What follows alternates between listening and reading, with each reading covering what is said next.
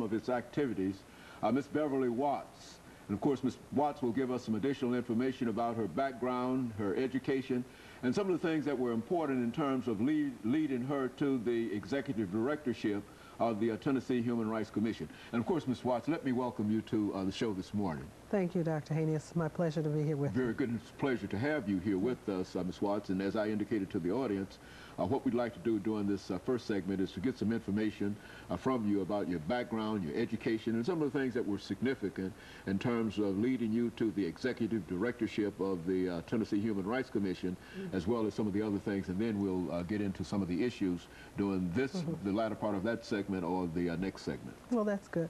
Well, I am a native of Nashville, so I'm back home again after a long absence, alumni of Tennessee State, product of Davidson County schools when they were segregated. I went to Haynes High School. Very good. For people who are Nashvillians, they'll understand that.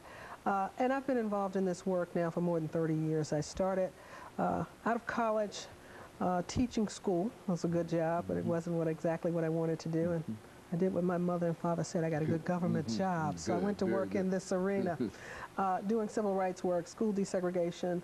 Over the years, got involved in a number of things. Was the director of the Kentucky Human Rights Commission for 12 years.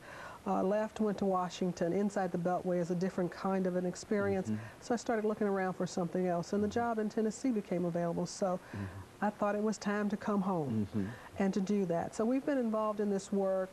We've served as president of the International Association of Official Human Rights Agencies, work with human rights groups, both in the U.S. and in Canada, and in Hong Kong and other few places, Bermuda, Africa, the like. And we've been involved for the last 2.5 years before coming here, teaching individuals about how to do good investigation. So we've been doing education in the arena of human rights investigative kind of work in Washington for the National Fair Housing Training Academy, which was funded by HUD. We were on Howard University's campus for about 2 years, teaching groups on site. So that was an exciting experience and unique, and I think it gave me some more insight on what I need to do and how we can work better with the staff. We have 30 staff people who work in 4 offices across the state. We have an office in Chattanooga. We have an office in Memphis.